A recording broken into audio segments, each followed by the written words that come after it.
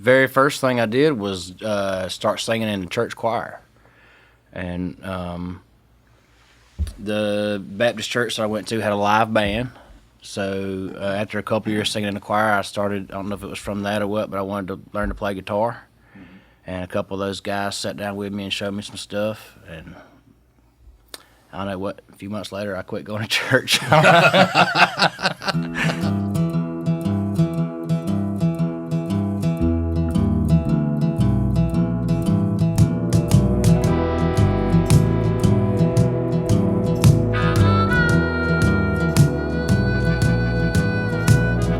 Something in the water taught me how to crawl.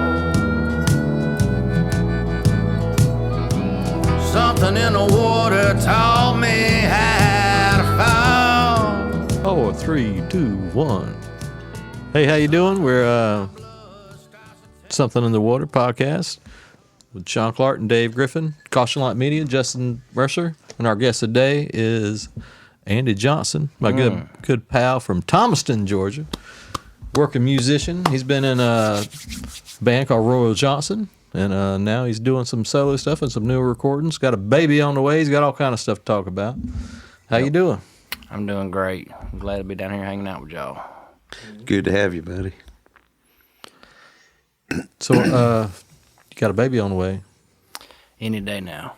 Due February 19th, but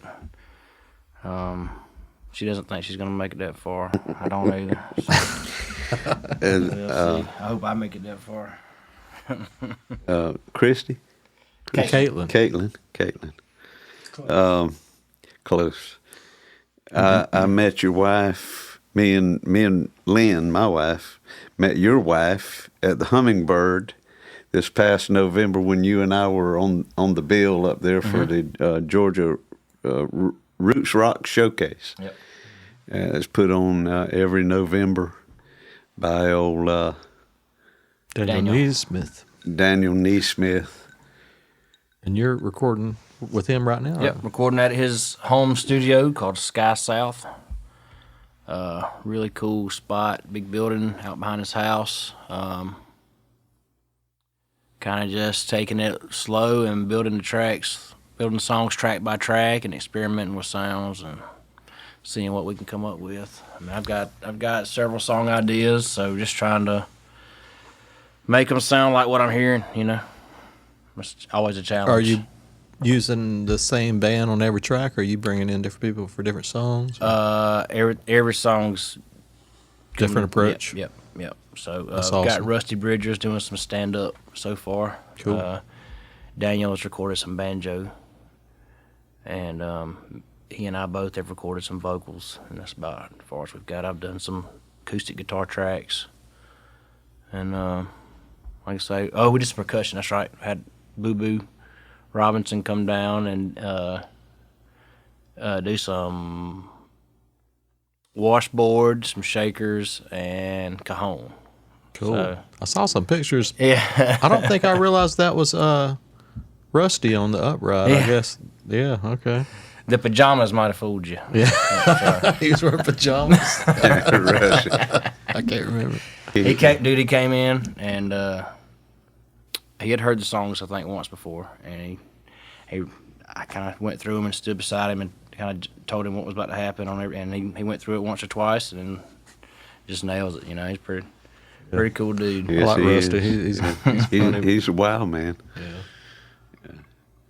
So, when do you expect the CD to be finished? No expectation. It's going to be a while.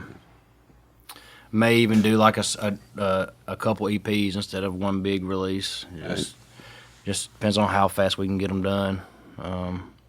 I'd say we're still a good ways off. We're still just really playing around. Everything that's on there right now is probably going to be redone. I gotcha. So it's all kind of just test run stuff. All the songs were written. So you're not even keeping anything y'all recorded We're yet? keeping yep. everything, but I just doubt that anything is the what we would say is good enough to keep for the CD. I don't know. I'm assuming I heard some of these new songs. I've heard some new songs of yours. You have heard some of the songs. They were all written solo acoustic for the first time ever. I've always before had the band and written with a full band in mind. So like, I guess it's a totally different approach. Whereas this time I had no band. All I had was the acoustic guitar in mind, and so putting the other parts together is kind of an experiment. Whereas before I kind of knew going into it what I wanted. So, but it's fun this way. I'm liking the new songs. Yeah, Daniel's real creative, and he's got an awesome space to work in. We're able to walk in there and get to work really quick, and looking forward to whatever we can come up with. Yeah, man, me too. I'm ready to hear it. I've heard you sing live, of course, many times, and heard Roy Johnson's material, and very funky, blues, rock, very soulful. It's a good mixture. How did you start out in this business, this music? What was your inspiration to play? Way back when? Very first thing I did was start singing in the church choir, and the Baptist church that I went to had a live band. So after a couple years singing in the choir, I started. I don't know if it was from that or what, but I wanted to learn to play guitar. And a couple of those guys sat down with me and showed me some stuff. And I don't know what. A few months later, I quit going to church. Joined the band. I was in a class my senior year, and there was a group of guys that had a band that had parties every weekend that I knew about, but they didn't have a singer. They just jammed out classic rock and 90s alternative tunes, and nobody sang. It was just everybody was hanging out, partying, and having a good time. And they were like, "You got to come sing." So I went and tried it out, and I already knew most of the songs that they were doing. The words anyway. I had to learn everything. That was definitely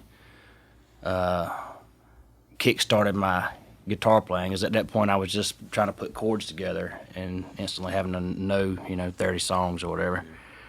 So played with a music stand the first several gigs at this guy's backyard.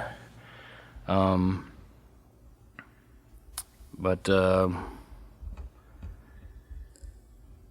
I think the first 2 or 3 gigs I sang through like a 10-inch speaker, like a little amp, guitar amp. Oh, yeah. For a PA. Yeah. I heard some stories about Dave. You just make do. Yeah. Whatever you can. It's funny to me that many people who wound up playing devil's music started out In church. in the church. Yeah. So, I did too. When he said that, I was like, "Well, hell, that was the first time I sang." I don't mean that. Yeah. Don't mean that literally, because I love rock and roll, and I don't consider it the devil's music at all, even though Jerry Lee Lewis still does. And well, you look at all the Aretha Franklin's daddy was a minister. Ray Charles caught hell for going pop.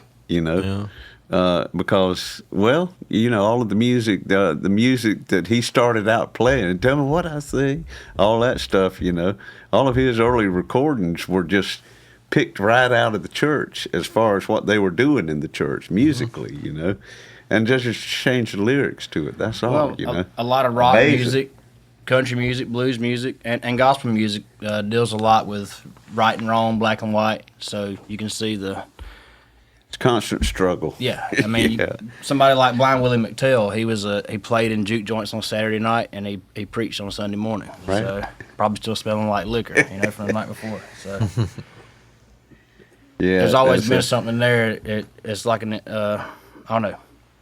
It's an inspiration for people. The contrast. Yeah, well, it's a tension. It's rubbing right against each other, and it's yielded some great music. Yeah, I always, even it's like a subconscious thing, but like when writing songs, like my mind always goes back to those kind of chord progressions or that thing, and it's like a Hank Williams thing, or it's like whatever, but it's like my parents' church they still do the old hymns, and when I go, I'm like that progression right there, that one there. It's some good stuff. It's good to fall back on, Yeah. Tradition. That's some good stuff. So So you sang in the Baptist church choir? I did. Yeah. After a couple years, I started taking a few solos here and there, leading the choir on a couple songs, Wow. and next thing I know, I was in a band. So, That's great. It's all downhill from there. yeah, and I've been chasing something ever since then. I don't know what. Yeah. Once you get a taste of it, it'll run you dry. Well, I never did sing in the church choir, but I did go to a Baptist church right here in Waycross. And it's funny because I never considered myself a singer. I didn't pick up the guitar till I was about 18. So being raised in the church, 13, 14, 15, 16 years old, I was sitting in the congregation, and I remember one Sunday when I put it all together, I had the old Baptist hymnal out there in front of me, and you got your treble clef and your bass clef, and then there's notes on each one, And I started listening to the choir, and, I noticed they had the ladies that sung real high, and Yeah. the guy in the back corner, Junior Martin, that sang bass. And then you had those in between, and I started watching the notes and listening to them different voices, and that's really contributed a lot to my ear for harmony singing, because eventually I did start singing and in bands and stuff, and I owe a lot to that old Baptist hymnal, for kind of bringing me up. Of course, I loved harmony groups when I was growing up too. I mean, it's like every stage of the way. It was like from Marty Robbins in El Paso with the Glazer brothers singing those beautiful harmonies on that. Then you got the Beach Boys. Then the Beatles hit. Then the Eagles. I mean, it was like I would really grab hold of the harmony groups that inspired me, and listen to them, and then getting that from the Baptist hymnal and everything kind of paved the way for me to be in harmony groups myself. You're a great harmony singer, so. Well, I strive, but I hear it. I hear it in my head, and it's. You wouldn't have been for Ethel back there on page 122. Yeah. I was about, when you were telling that story, I was like, yeah, I heard all those things. I'm like, oh, he's singing low, and I'm looking at the notes, but people were singing our church weren't that great. So it was like, whoa, hang on. Well, that's the But they beauty of it, I guess. That's even cool. Like how bad it was like something good. Well, as bad as some of it was, it's still a heap lot better than what they've got out now in the churches with the big screen televisions and everybody standing up and with the soulless rendition of. I mean, they're like zombies standing out there singing the same lines over and over and over ad nauseum, And it's like, give me a little bit of, I don't know, give me some I'll Fly Away and all those great hymns from, but they look upon that now as regressive, I guess. I don't know. It's beautiful to me. I wouldn't trade anything in the world for those old hymns. Yeah, me too. I'm glad my parents' church is still singing them. You've been performing in churches quite a bit in your parents' church. Yeah, they lately. get me about twice a year. They're like, hey, it's Mother's Day. I was like, all right, I'll get, I'll come in Saturday night, 6 in the morning, 5 in the morning from wherever we just played, and I'll be there at 9 in the morning to set up the speakers and all. Well, that's admirable. But it's it's worth it in the end. But yeah, man, one of my all-time favorite singers, man. You got I always say you got the golden voice. Oh my Lord, I do. I mean, I love Dave too. I mean, Dave is just. I love you too. Well, but you got like it's just the fact that you got the whole making thing going. I mean, Thompson, but it's a Allman Brothers thing. But I've heard other people try to imitate, but you're not even trying to be. And I feel like you just are. Like you just got a good thing. And you know, we've done some shows together, and I'm like, why is this guy playing guitar with us? Why am I singing right now? And this guy's over here. You got a good. I wanted to say that. Anyway. Well, thank you. I appreciate that. I don't take compliments very well, so I don't know what to say. But Why don't you play us a song? Play us that song that. Tell us about the. You've been going to Mexico the past few years. yeah, having that guitar in there.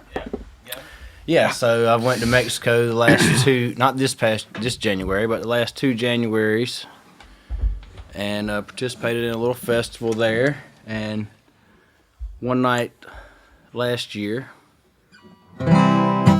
we was partying and singing, and we had one acoustic guitar we was passing around, and we were singing about 30-part harmonies, I think, on some songs, and we got into a pretty good groove of Graham Parsons, and it was at once declared. You're in Mexico playing Graham Parsons songs. This is just at a house. That's wild. That's just wild, man. I wasn't playing them. We all were. Everybody was. But there was people there that was not. This was just all musicians that were there performing for the festival. And This y'all was late just at night, and came in on some we Graham all Parsons. started jamming, and we got into somebody started playing Graham Parsons, and it was like, well, I know this one, and well, I know this, and so Wow. anyway, we had our own guitar pool. Awesome. But this song is kind of about. At some point, it was declared that nothing but Graham Parsons was allowed in that house. I want to be at that party. So Is this a song? This is a song that you wrote. yes, this is Okay. a true story, and it took a couple weeks later processing what all had happened. But this is a little song I wrote about it. It's called 500 Pesos to Oz.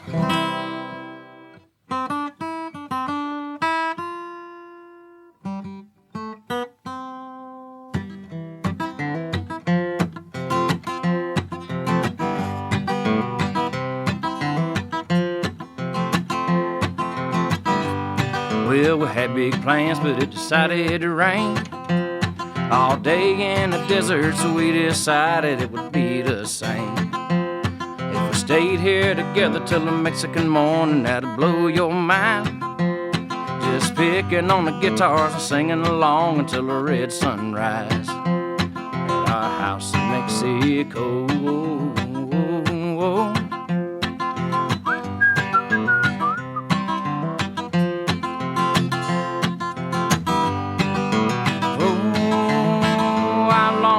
Go down a dusty road back to Mexico with my friends and my brothers and even some other folks that we don't know.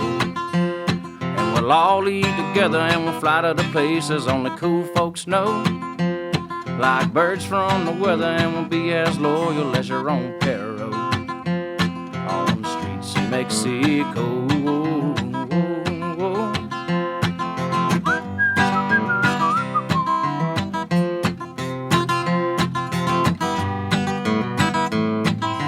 Psychedelic guitar comes in.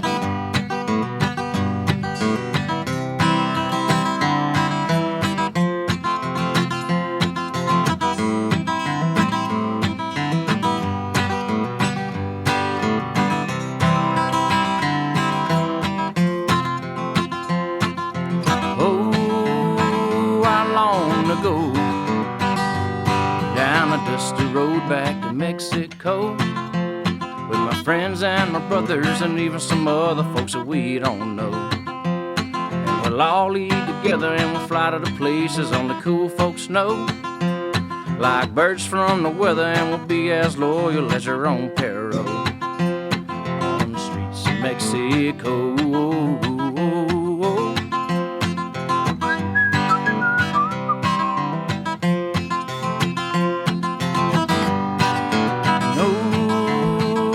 Such disdain for any highfalutin figure that's seen a little fame.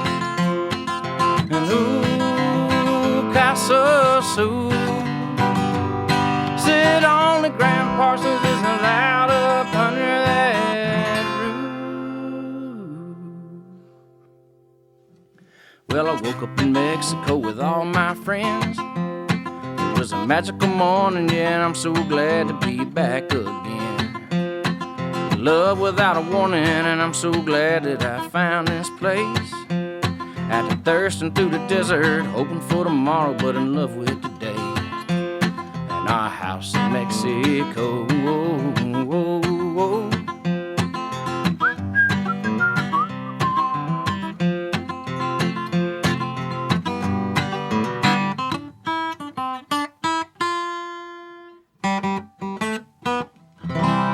Yeah. All right. I love a good whistle song. Those are mariachi horns. That was great. Oh, you're not going to do the whistle? I don't know, maybe. Man, you got to whistle with the horns. Whistle in there. I love that whistle. That only is that going to be on the? That is. That's the first Good. one we started working Good. I on. hope so, man. Good. I love that song. It's already got bass and banjo and washboard on it. Hell yeah. Which I said, hey, do you need some thimbles? I was meant to tell you this. Thimbles. He had to procure a washboard for Boo Boo to do the tracks with, because he didn't have one. Oh, okay. Washboard thimbles. Yeah, and he's like, no, I need a hanger. Played it with a bent up coat hanger. Never seen that before. Wow. All over it. Cool. Who did that? Boo Boo, Boo Boo. Kenneth Robinson. He played drums I know with him. the last incarnation of Roy Johnson. Oh, okay. Y'all had a. Yeah, that played at Swamp Town. That guy. He was there. Okay.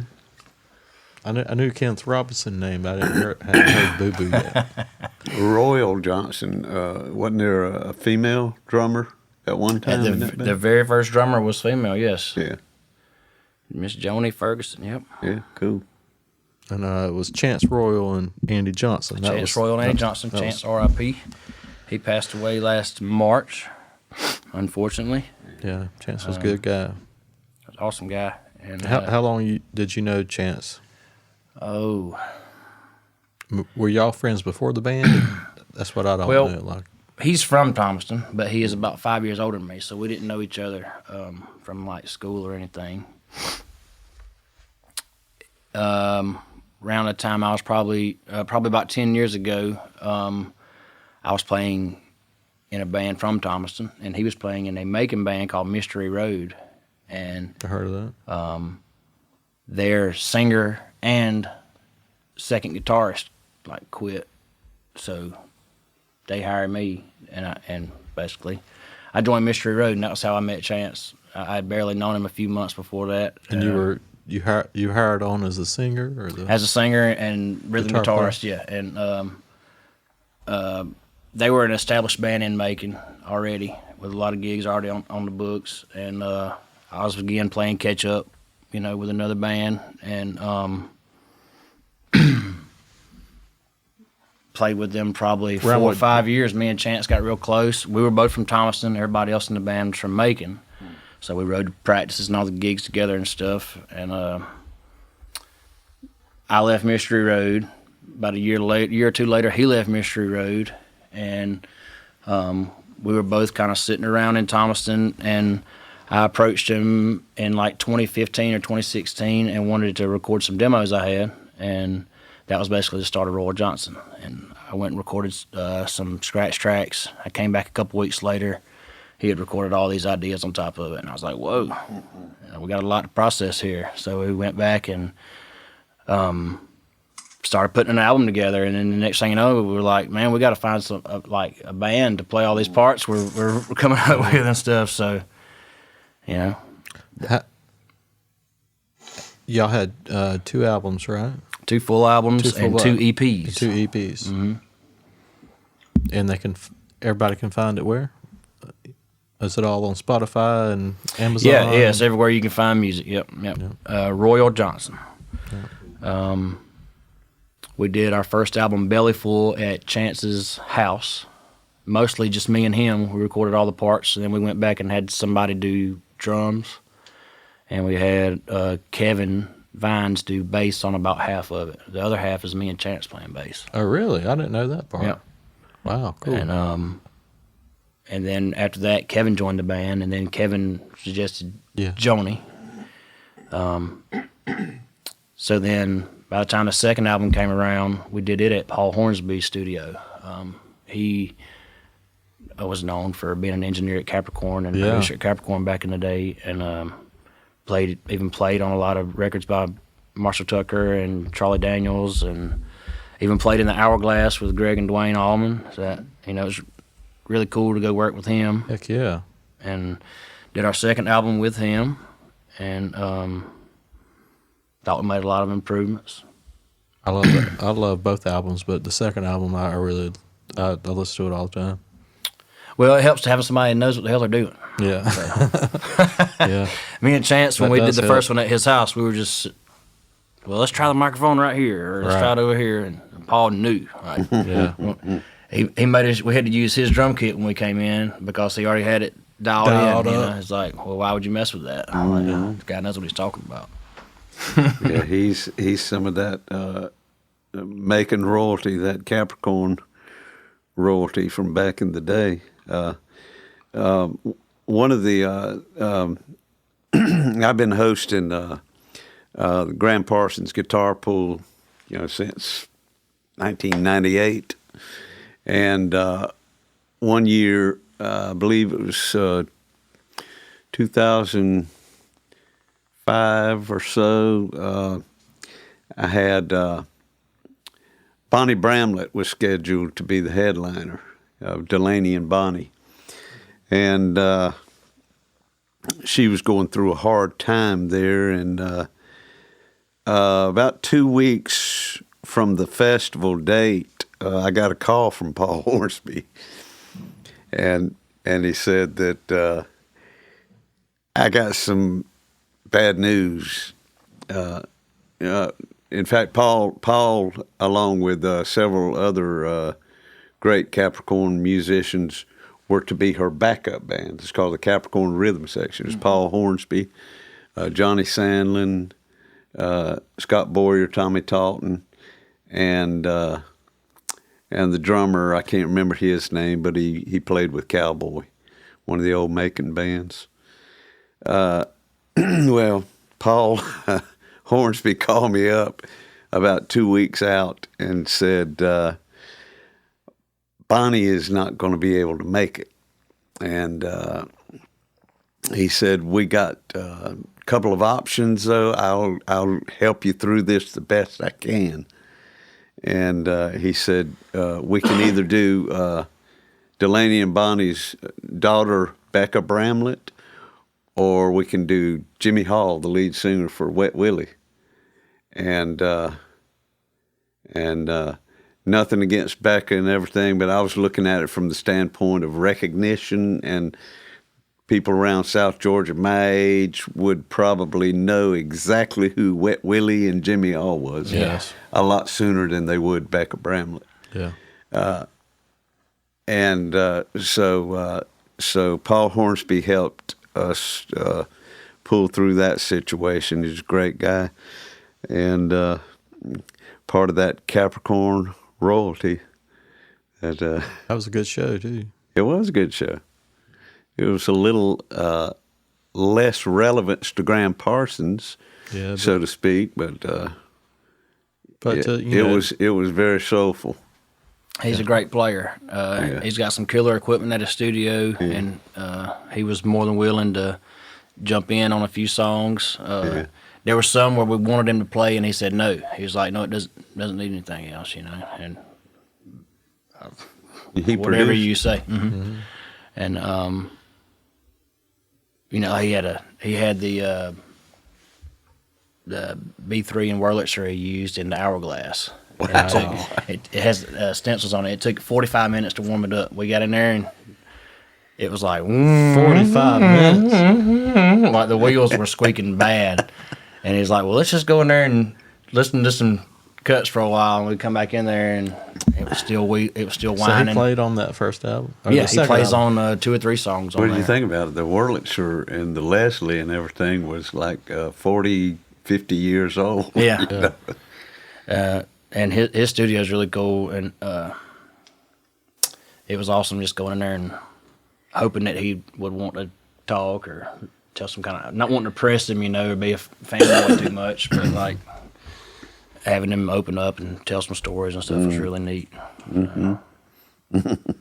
And, have him to even suggest ideas, like we'd be recording and he'd come in and say, all right, you need to, I can't remember which song it was, but he totally changed the drum beat that we had rehearsed up. And Dang. he was like, it's just not something. He's It's like, not come here clicking. and listen to it if you want to, but it's just not. And, and we talked about it for a while and it was like, I need to fucking listen to him, So he laid some production down on y'all. Oh yeah, he changed a few things and harmonies and stuff like that. I had brought some people in to do harmonies, and he was like, no, y'all come in here, and we sat down at the piano, and he's like, you do this part, you do this part. That's pretty neat. That's awesome. Yeah, but just to even have him care enough to want to Right. change it, was pretty neat to me. So, Yeah, sometimes you go into situations like that, and they don't care. Yeah, that give me you're the money, They get don't out of care here. that you're sucking. Yeah. They're just like another hour, just Mm-hmm. But when you got somebody that's going to put in the, no, you boys need to, we had that, and I was in a band, Jack Cadillac, and we went to Dallas and recorded, and Sam Taylor, who's amazing. He actually videoed the first or the 80s ZZ Top videos. He was the got the key and the car and doing the same moves. That was all Sam Taylor. That was him that came up with all that. And he actually came up we need a keychain and all this stuff. Anyway, he's an amazing keyboard player and a pianist. And we went there and recorded, and we didn't know who he was or nothing. We just met him. And he's just like, yeah, this song's good, but what if we take that middle part and we make that the intro Yeah. in the outro? And y'all, that other part y'all got, yeah, it's not working. Just take that out or whatever. And sometimes you're like, well, why didn't, and it wasn't a thing of like us getting pissed off about it. It was like, wow, that is so obvious, and why didn't we think of it? Yeah. Well, because you've heard it a million times Right. already. And sometimes it just takes a fresh set of ears and somebody that's not afraid to just say something when it sounds weird. Like your friends will be like, "Oh, Yeah. that sounds great, Right. man! That's the best song you've ever wrote." Scared to say anything or don't know to say anything because Right. they don't know what they're listening to. Or, That's what a producer yeah. gets paid for. Yep. I mean, looking back in the classic days of music, because it's all changed so much now.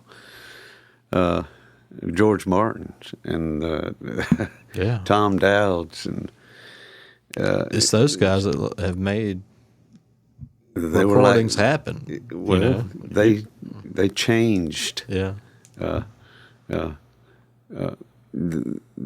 output of the musicians. They actually changed it for the better, in a lot of cases.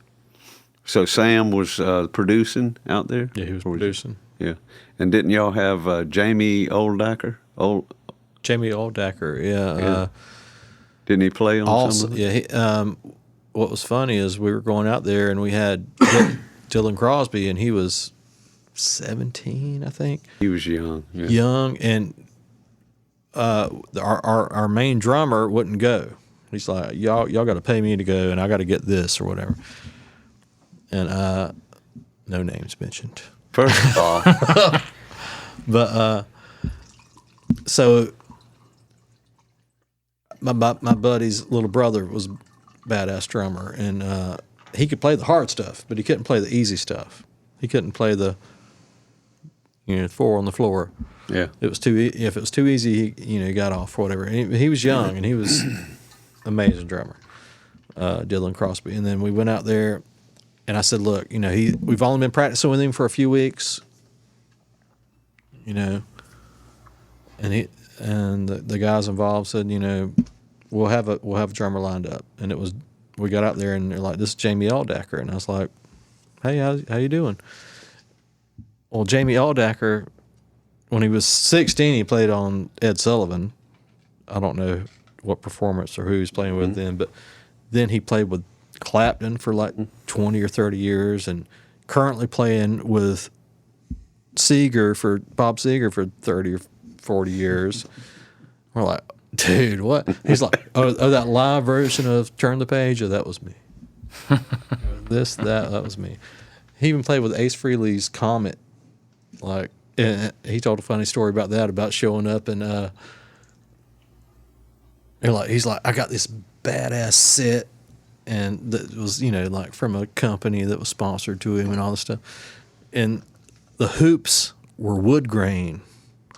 And they're like, what is this country music? What is this country bullshit drum set you got? You got to get them wood frames off of there and get you some black ones or whatever. But he was just, it was this gig at the time or whatever. He was a great guy. Yeah. And he come in there and just tore it up, and it was a pleasure to play with him. I remember reading a story about Jamie Oldacker when he was playing with Eric Clapton. He went to England and was staying, I think they may have been staying in George Harrison's. No, he was staying. He was staying at Eric I told Clapton. you this story. You told me this story, didn't you? I didn't read it. Yeah. I heard it. Tell that story. One of those audio books. He's young. Great. He's That's like great. he's like 20-something probably. He's playing. He just started playing with Eric Clapton. He goes and stays at Eric Clapton's mansion. And he's like, one of the first nights there, I'm like laying in bed going, I'm in Eric Clapton's mansion, and can't even sleep. He's just so enthralled with just and the door flies open, and there's a silhouette of somebody holding like a mandolin, playing a mandolin. He's like, hey, where's the asshole? And he's like, it was George Harrison. And all he could get out of his mouth was, You're one of them. That's all he could say to him. And he's like, yeah, where's the asshole? And he's like, he's down the hall. Oh. Who was the asshole, Eric? Eric. He was looking for Eric. But he was probably calling him an asshole because he stole his bride. yeah. No. Probably why. No, they traded. Yeah. His autobiography is great. You ever read that? Clapton's? Clapton's? I hadn't. Very good. Is that new? Not very new. No. Well, I need to get that. 10-ish I need to get years that. old. Yeah, I should have known about that. What's it called? Yeah. No idea. But he, I thought it was remarkable how much he was able to remember from his getting messed up days and be able to And when did reflect that on stop? why he did the things he did Yeah. and stuff like that. And that was a lot of years. I mean, and a lot of different vices, Yep, he's able to remember all. I don't know if he went through journals or friends' collections or what, but it was pretty neat. That Probably he was a lot able of to. it's documented. It's almost like he was, as a like a psychologist view of his life. Like he was Really? able to reflect. Well, this is why I am the way I am because of these things that happened to me. I don't know. You wonder. It's like you, man. How's your memory? I mean, Mine is how's your memory? Mine is sucky, and yours. I don't think it's if that anybody- bad with any of us. If Really, anybody that I know, I think if you remember were to certain sit stories. down and really focus in and just train, kind of like a psychology session or something. Dave tells you'll be us- able to train your No. mind into saying, "Okay, now this." Is Dave what tells I a was story, and doing it's like there was a yellow dog, and it was a Thursday, and I turned to my right. Now, And I I'm did. like, what? Me and my wife did watch something about how badly you can misremember things. Well, every And time you misremember remember it. it, people, even Yeah. in like capital murder cases that are closed for 30 years, they go and re-ask the same questions to the same witnesses, and they give totally different Totally answers different. of what they remember, what they saw, because just your mind, it takes certain memories and Didn't replaces you tell me them. that you were, you remember when you were born? No. We were just talking about that. Yeah, I don't remember I that. ain't never met anybody. No, but Tell us about it. my family, my sister and my mom. Like I always say, I remember when I was There 2 was a and this light at happened. the Well, end we of were- the tunnel. And they all the joke is, you remember being born. Oh, it's you. You remember being born. Well, Well, we were excuse me. You remember being born. We were talking about that the other day because I said him that I had very few memories when I was like anything before 5. Yeah. I don't, Okay. and he was like, I remember, being a toddler. I have. I have a distinct memory, and I didn't know until a few years ago when I was looking back at pictures and saw myself in a coat with only my face sticking out. Like, was it Kenny? Kenny. And I saw the year, and I knew I was 2 years old. But I have this memory of being in snow, and we were living in this trailer, which I know a year after that we had the house. But my dad hit me in the face with a snowball, and it went down my coat, inside my neck. And I remember it being the coldest, suckiest thing ever. You've ever Well, had. that's, And I have not liked snow since then. And Early trauma. I do that remember is. early trauma. It's a little bit traumatic, you know. I think that's my earliest memory as well. I remember getting hit in the face with a snowball. No, well, I have two early traumatic memories. Tell him. No, well, Well, I we don't gotta even leave know. one out. I think they were about 3.5 years old, maybe 4. And that would be my earliest recollections of anything really. Me and my brother and then a friend up the road on Dog Hill was standing in the driveway of our house, and he had a brand new bicycle, and this was back in probably 57 when bikes were made with steel, you know, titanium or whatever it was. It was like hard I hope so. and heavy. And the little fenders, they used to have fenders If it that cut you, came you over the died. front of the tire. And this guy's bicycle had a little head, Donald Duck's head, sitting right between the handlebars, and I was admiring that. And somehow the bike turned over and fell on me and cut me on the shoulder. The fender cut me on the shoulder. So that was my first memory Wow. of anything. It's trauma. Yeah. And it hurt. It hurt bad. You still scared of bikes? No, but Donald Duck I'm is still scared of another thing. cold. I remember when I was 2, we moved into the house that my parents still live in. So, but I remember that house before then, which was a small house on Washington Avenue, and I remember I had a white teddy bear with like light blue paws and nose and stuff, and I remember throwing it down the hallway, and we had those gas heaters. And it landed in the grill and it scorching the back of it. And I remembered that it was always scorched after that. Hard. So I guess that was trauma too. It was trauma for the damn And bear. I remember the bedroom having, like I had one of those big styrofoam gliders that you could throw. Yeah. It was hanging. It was like took up most of my room because it was so big. So what do you think the earliest possible memory is? Of individuals? Yeah. how- How I early had- can you remember I something? had to be like 1.5 I think or something. it depends. It varies individually because I know a I remember lot it of was people real- that can it was be, real dark, that and then can it got- quote you something from 2, you know, or even earlier than that. Well, yeah, that what I'm talking about was before 2, so it was Yeah. 1.5. Seems or like something. we'd be able to remember the doctor going, Yeah, I remember You know? it was real dark, and then it got real bright. it's light at the And end it of got real cold. real I was real warm, and I got real cold. And I was like, hell, it is. Real confusion. Cheers. Cheers. Take a break. Yeah, let's take a break. Something in my blood starts to take a hold. Something in my bones start to lose control. Something in the water gonna make me whole.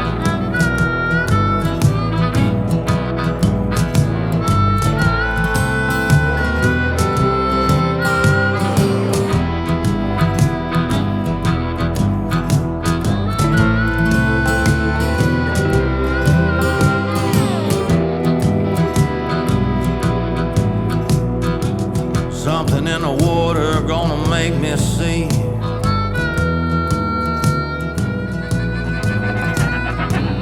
Something in the water gonna set me free. All right.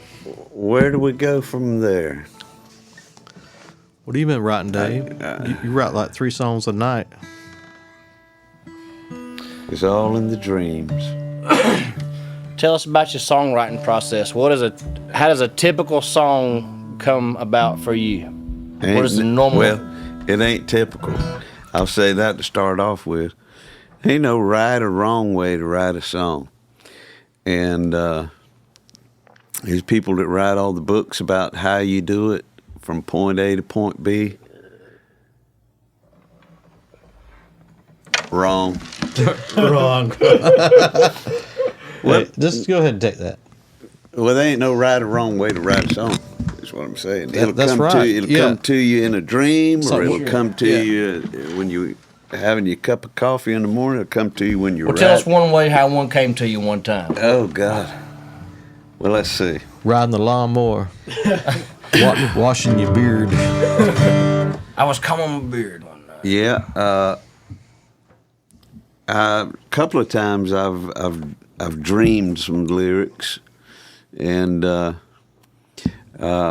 happened to be at the rapid eye movement portion of the dream, which is right before you wake up. So I was lucky there. And first thing I did was roll over and grab my phone and sing froggily into the phone what I was singing in my dream. And it weren't but a line, you know, just a little line, but it yielded a whole song once I woke up and figured out what it was that I was singing.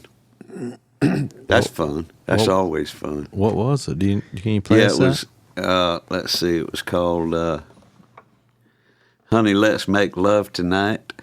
Yeah. I know that one. Can you do this on podcast? Can you sing about sex? You can do whatever you want. I'm for it. And Are you okay with paying yourself copyright money? You wrote the first verse or in your sleep, or how much you wrote? No, it was the first line of the second verse was what I dreamed, and then Okay. the rest just came together.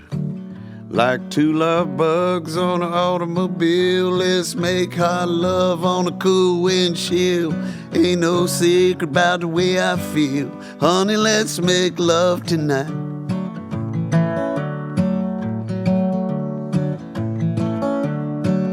Like a humpback bull and a cut-tooth cow. Ain't no time like here and now. Don't ask why, don't ask how. Honey, let's make love tonight. Let's get a little dirty and take a bath together. Do what we can to make life better. Spring is sprung and the time is right.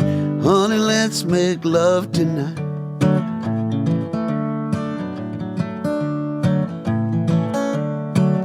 Like a big old skeeter on a bear behind, I can take a little bite, and honey, I don't mind. You can scratch my itch if you're inclined. Honey, let's make love tonight.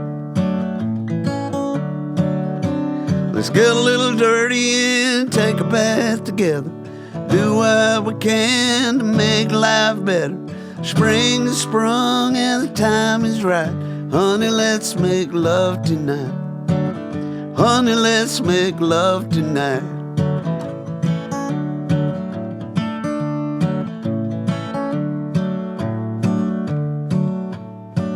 Red grow the roses in the morning dew. The birds are doing it and the bees are too. All that leaves is me and you. So honey, let's make love tonight. Honey, let's make love tonight. Please, let's make love tonight. Please. Please. Says Yes, only sir. Uncle Dave Gibb said. Yes, sir. That's good. That's good. And it's, that gets so much more important when you're 66. That's catchy. That's catchy. I mean, Catchy, all right. But anyhow, I dreamt it. I dreamt. dreamt this is what I dreamed. I said, like a humpback bull and a berry-toothed cow. That was actually the line that That's I the dreamt. line. And you remembered that when you woke up? Oh yeah, it was fresh. That's a long Say line it to again. remember. A humpback bull and a berry-toothed cow. Like a humpback bull. And a berry tooth cow. That's because cows eat berries, or do they? Or That's do the only line you had. A berry. That was it. That was it. A berry tooth cow. And It sounds like something and I I've figured, heard. that ain't right. So I changed it to like a humpback bull and a cud tooth cow. Cud tooth. Well, that's close enough. It sings a whole lot better. Yeah. Well, dreams don't know best. What That's about the right. dream that I had of That was amazing. I had a dream that you had a song that just Yeah, you had the dream, I had the dream and that you were that like I wrote a song. that you wrote a song that like just called rocketed you into stardom with this song. And it was Called, called "Sailing on a Sea of Cellophane," and I couldn't remember how the song went, but I remembered how it made me feel, and it was like, man, this is the best Dave song that is, and all your songs are good, but I'm like, Dave has done it with this one. He is. The stars have aligned, and I woke up and I told you what I remembered of it, which was "Sailing on a Sea of Cellophane," and then you wrote this song. You Sailing on a Sea. I went home because you told me that you dreamed I wrote "Sailing on a Sea of Cellophane." I went and wrote. I want some song. credit on that one. That's what I'm talking about. Songwriting is a test for all of us songwriters. I mean, you got to get them where you get them. No, you know? for sure. Sometimes you dream them. Sometimes they come out of the clouds. Sometimes you overhear somebody in the grocery line in front of you.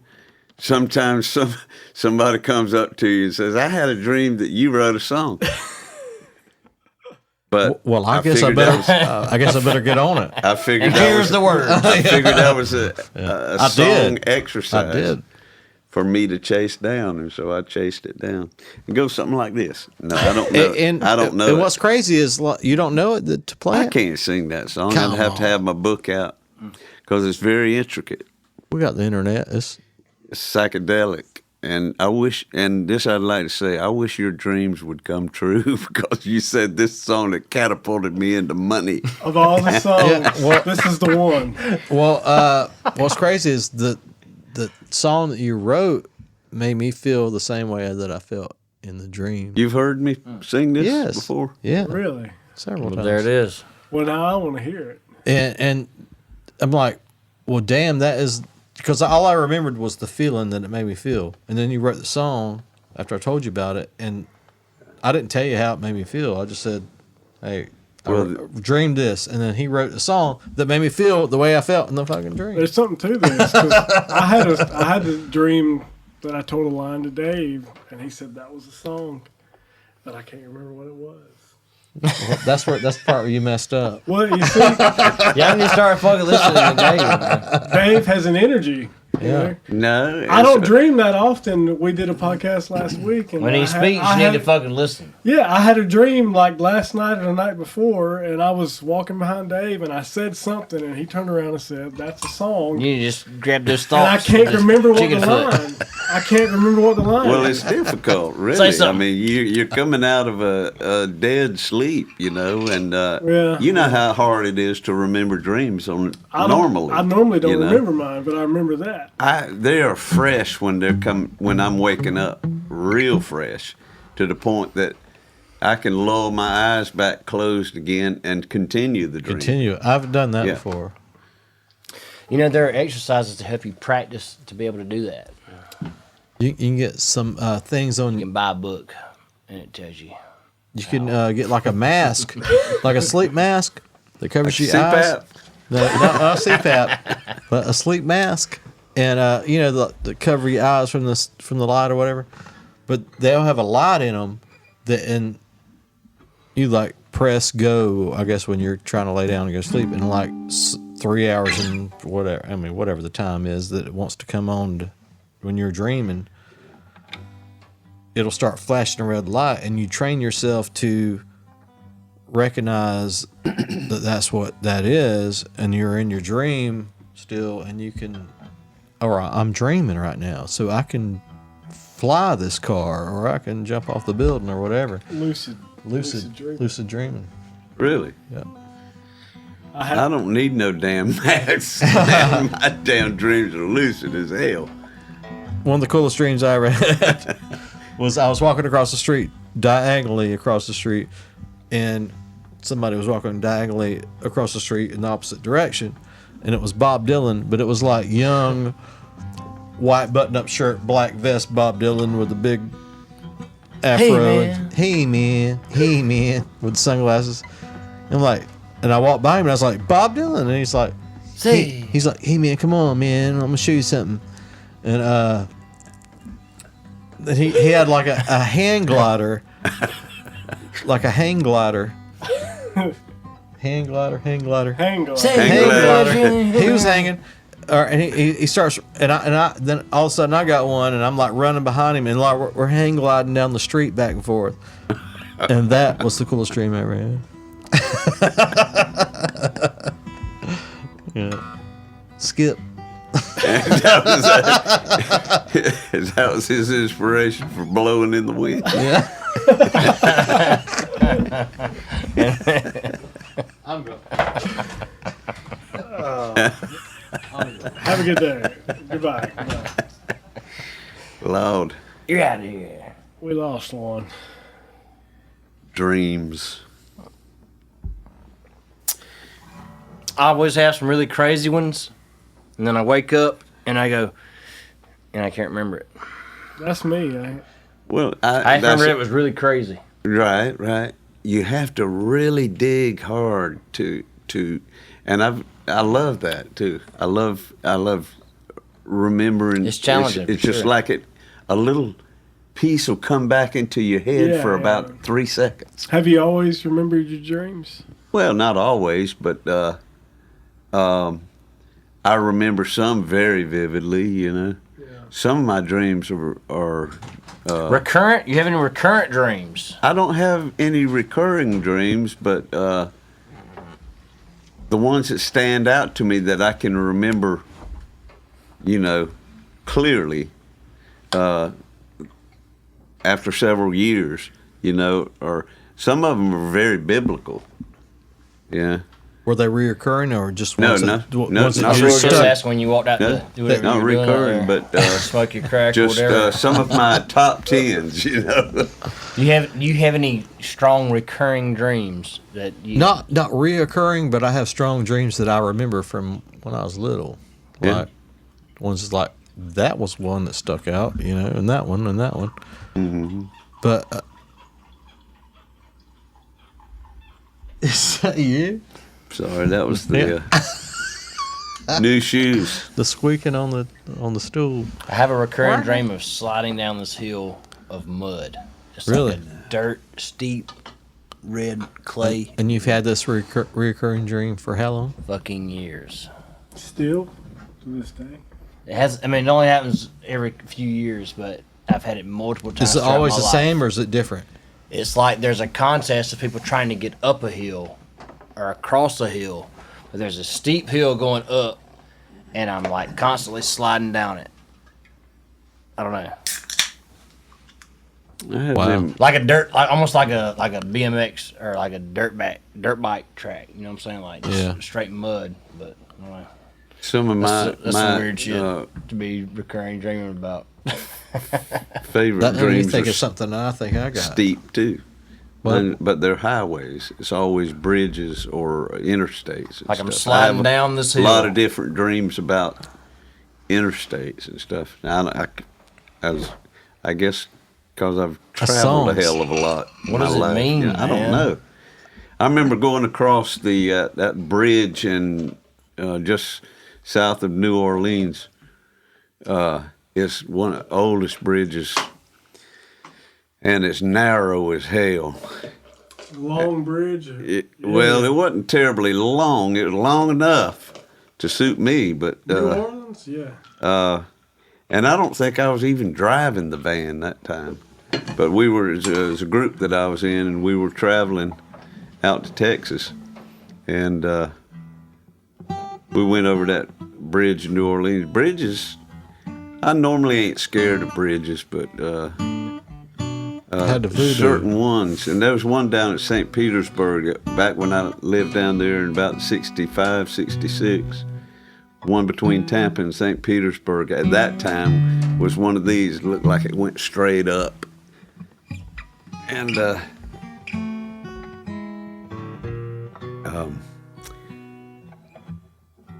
Lord, I hate them bridges. They be so long and tall. They be so long and tall. Have mercy. Have mercy. Lord, I hate them bridges. Take me to the bridge.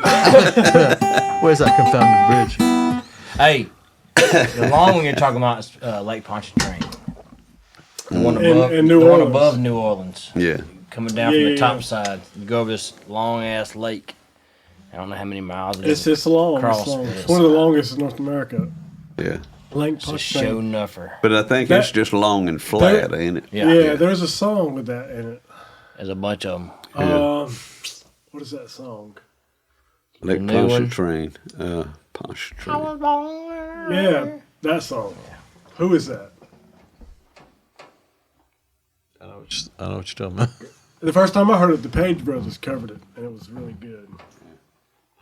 Man, they're good. Yeah. So I've been riding by this restaurant in Nahunta, close to where I'm working, and it's had Page Brothers are playing there for a month now. And every time I come, I look. Apparently, the restaurant's been closed for several months, and And they they're thinking I'm going to catch Page Brothers. And it's Wings not. Are Us? Wings Are Us. Yeah, From- it had to be. Yeah. Yeah. Yeah. It ain't there, but So we can apparently say Page their Brothers name is the now. last band to play there. We can They're- say their name legally. We can say their name now. They're no longer open. Sponsored by Did they close down? That's what he said. tonight's episode. is Apparently.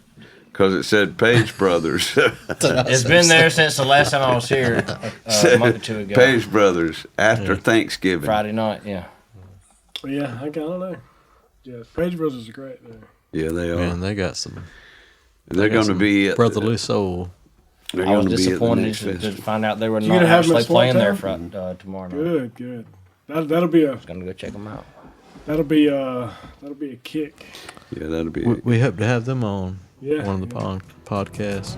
When the cold black water finds its way across through your veins,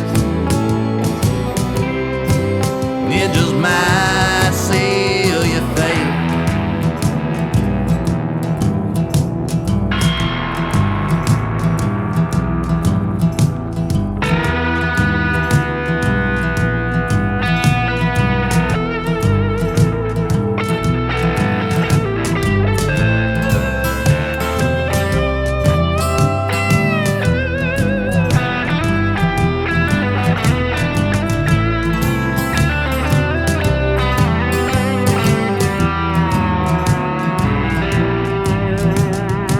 Something in the water Cheers. won't let me Here we are, down here in Waycross, the land of the trembling earth. We're all the ways cross. We're all the ways across.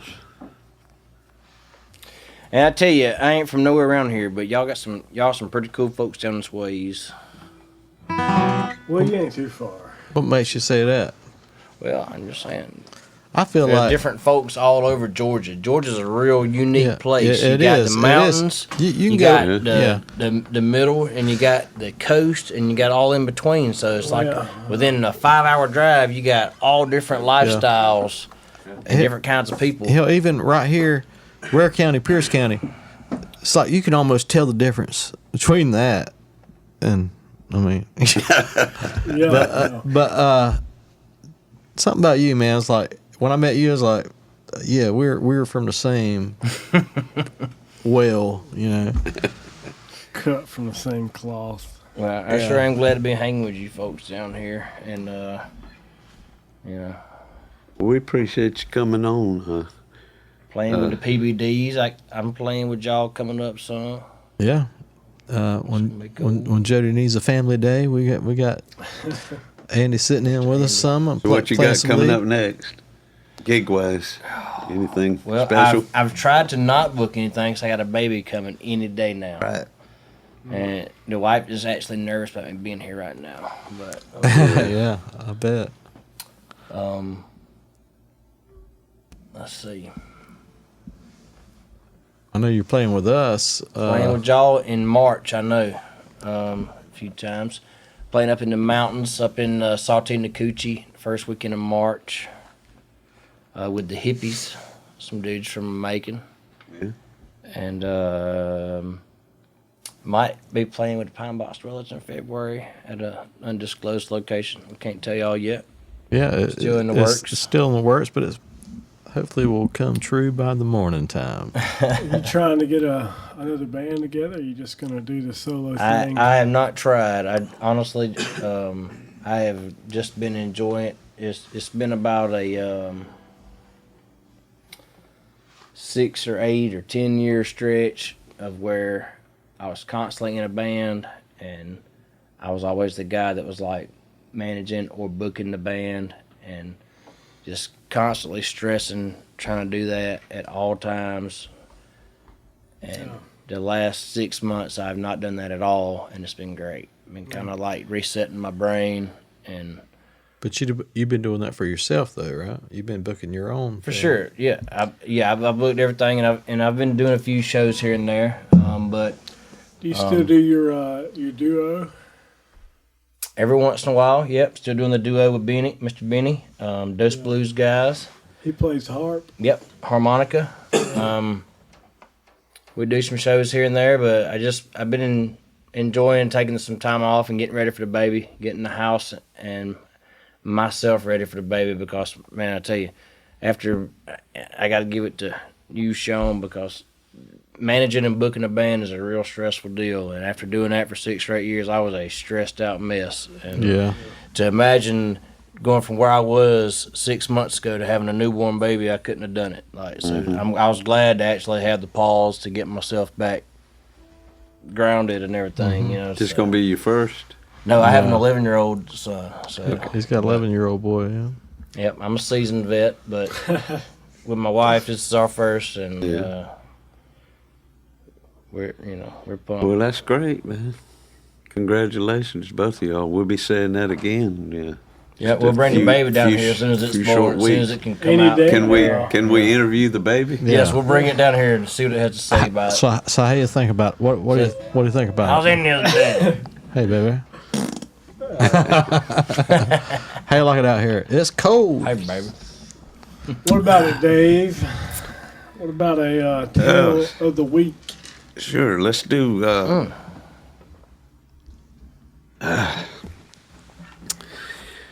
Let's do another tale of the week, folks.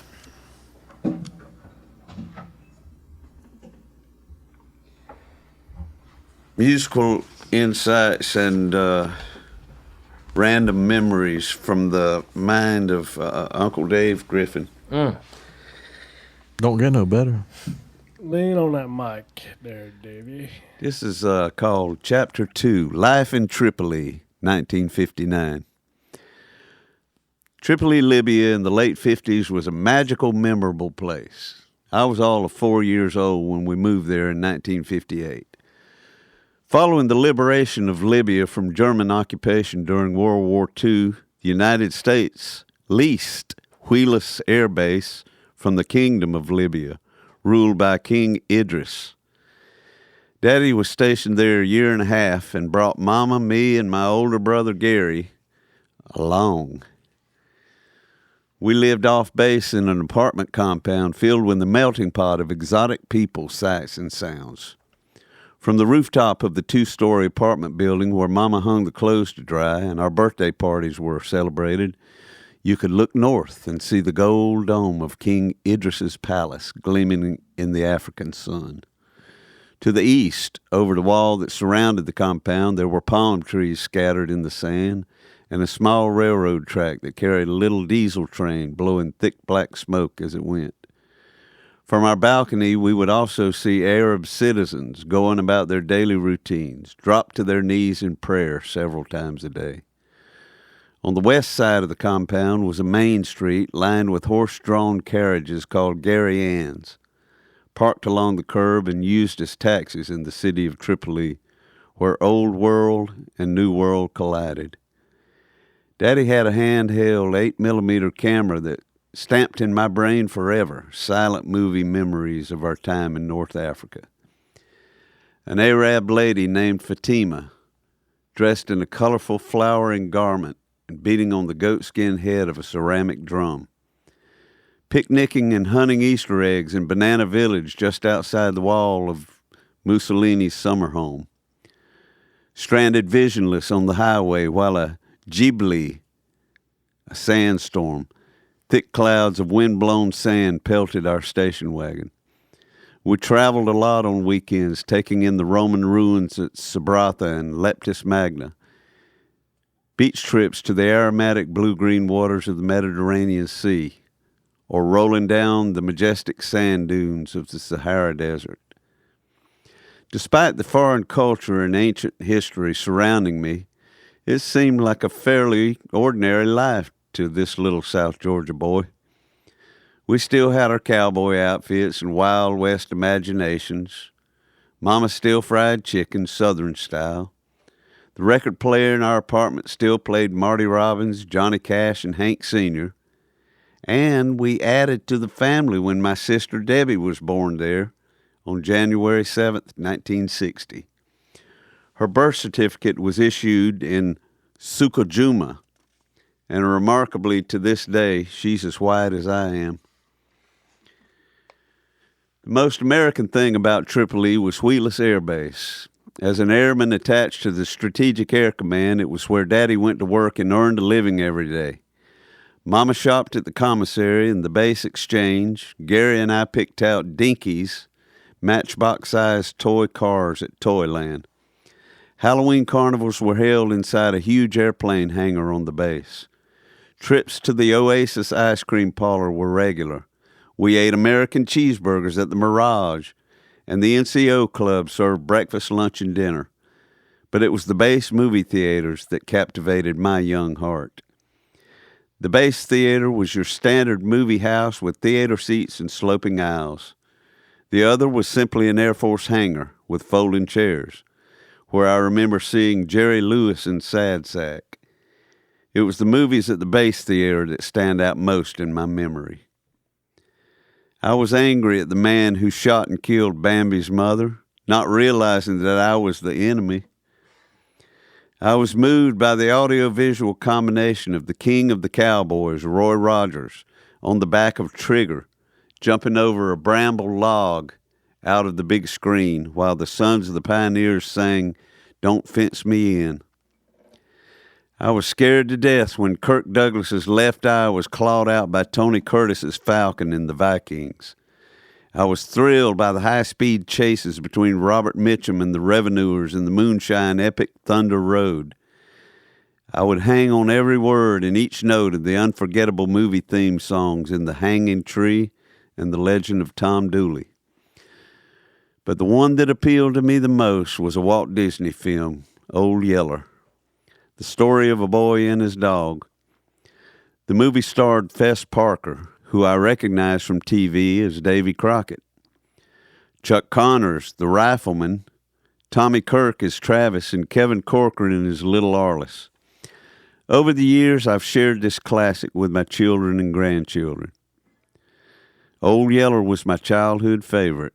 It dealt with the responsibilities of growing older and the loss of something that you love. Filmed in beautiful Technicolor, it was a lot like growing up in Tripoli, Libya, where the blues were bluer, the greens were greener, and real life never paled in comparison. Sir. Thank you, Dave. Good Thank story. you, Yes, Andy. sir. And so it was. When the cold black water finds its way across through your veins, it just might seal your fate.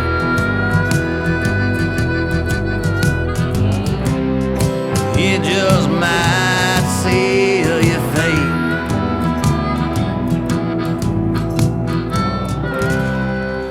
it just might seal your fate.